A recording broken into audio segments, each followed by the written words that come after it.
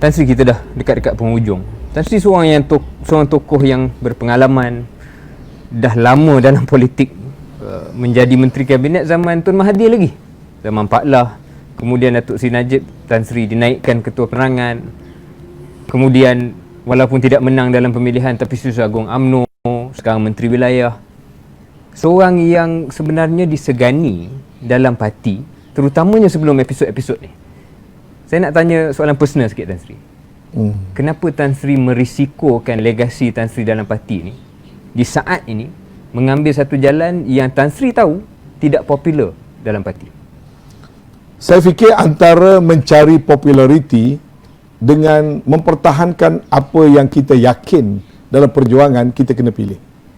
Kalau nak jadi populis, kadang-kadang kita kena mengikut arus.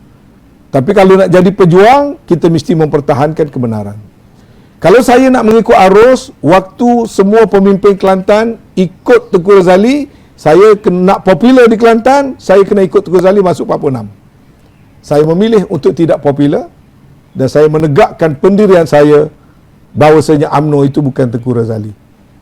Saya berucap dalam Perhimpunan Agung dengan UMNO dengan menyatakan, it is not that I love Caesar less, but because I love Rome more. It is not that I love Tengku Razali less, but because I love UMNO more.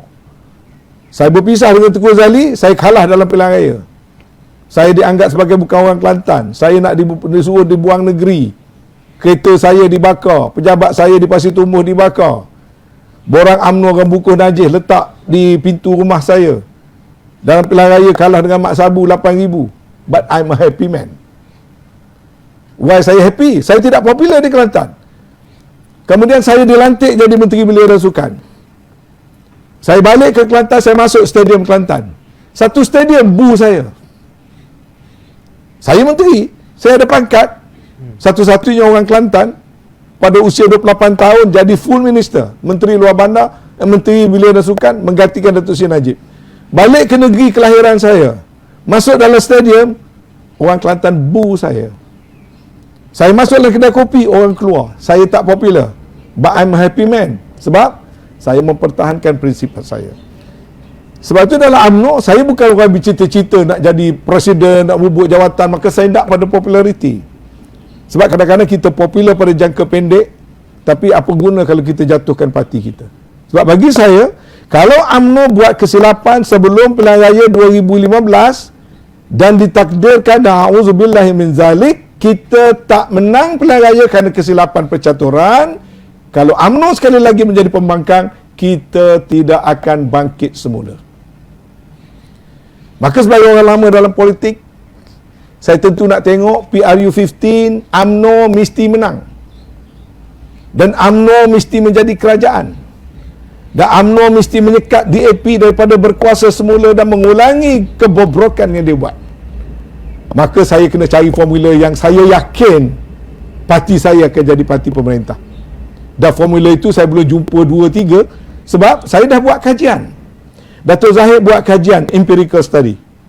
Dan dia share dengan saya bahawasanya kalau UMNO bawa diri secara solo, kekuatan kita sekian. Kalau UMNO bergerak bersama PAS, kekuatan kita sekian. Kalau UMNO bergerak atas nama PN, kekuatan kita sekian. Yang nyatanya apa? UMNO bersendirian, no way. UMNO, PAS dan bersatu combine is the best option. Bulan bila tu? Bulan 4 April.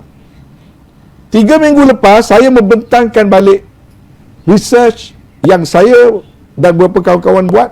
Saya bentang kepada Biro Politik. Mungkin PEP pun ada waktu itu. Bagaimana ditunjukkan sekarang?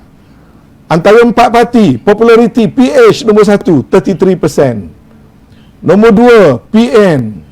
Nombor 3, MN. Nombor 4, BN. BN masih di bawah. Tapi kalau BN campur dengan MN, kita nombor 1. Kita boleh mengalahkan PH. Itu baru 3 minggu. Bolehkah saya membelakangkan empirical study selain daripada orang kata kita punya common sense bahawasanya UMNO tidak boleh bersendirian. Politik sekarang ini sudah berbeza dengan politik 20 tahun dulu. 20 tahun dulu UMNO boleh bersendirian, orang rally belakang di sebelah kita. Now politik sudah berubah di Malaysia ini. Kalau bapaknya UMNO, anaknya belum tentu menyokong UMNO. Bulan Julai, 4.5 juta pengundi berumur 18 tahun boleh mengundi. Adakah kita yakin generasi umur 18-19 adalah pencinta UMNO yang die-hard UMNO? Pada analisa saya tidak. Senario politik sudah berubah. Rakyat nak lihat pada personality, rakyat nak lihat pada integriti, rakyat nak lihat pada perjuangan yang mereka boleh harapkan. Bukan atas dasar nostalgia lama, kerana UMNO ni parti yang banyak jasa. Jadi dalam keadaan yang begitu, kita kena positionkan parti kita.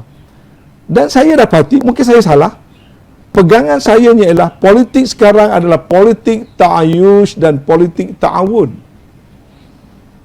Apa dia politik ta'ayush? Politik yang berasaskan kepada coexistence. Apa dia ta'awun? Politik yang mengutamakan kerjasama.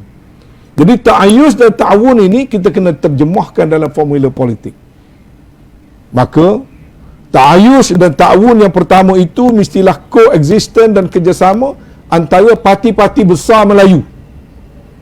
Mau tak mau PAS kena anggap parti besar Melayu.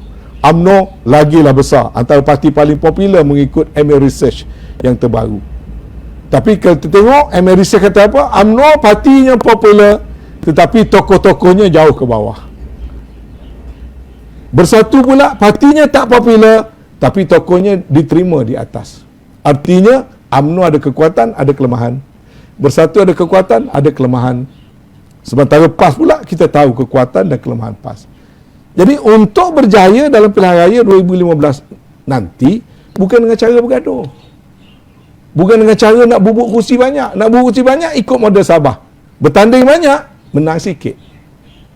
Lebih baik bertanding tak berapa banyak, tapi menang banyak. Ini pegangan saya. Dan mungkin orang tak boleh terima. Kalau saya nak popular, saya balon bersatu lah sekarang ni. Kenapa kita balon bersatu? Sebab kita duk bubuk kursi dengan dia. Kalau pergi ke setengah negeri, dia balon juga PAS. Penasihat UMNO kata, no PAS, no apa tu, no PPBM. Apa makna tu? Itu penasihat parti tu. Bukan orang kecil, orang lama, orang berpengalaman. Pun pembawaan politiknya ialah seolah-olah UMNO ni nak pergi Solo. Saya telah katakan, saya berbeza pendapat. Pada saya tak boleh soal no UMNO, no PAS. UMNO, PAS, bersatu, mesti bermuafakat kerjasama. Kursi majoriti Melayu Islam ada 157. Enough to share with everybody. Termasuk Bumi Putera di Sabah dan Sarawak. Ya? Di Sarawak mungkin ada 30-31 kursi. Di Semenanjung ada 120 lebih kursi to be shared antara UMNO, PAS dan Bersatu. Carilah formula. Bermuafakat. Kita support PAS. Sekarang kita dah ada 113 kursi. Pastikan 113 kursi ni semua menang. Kita pertahankan. Nak cari lagi mungkin dapat lagi 20-25. Kalau kita bersatu, easily boleh dapat 20-25. Pun 140-150 kursi tidak mustahil. Dengan syarat kita bersatu.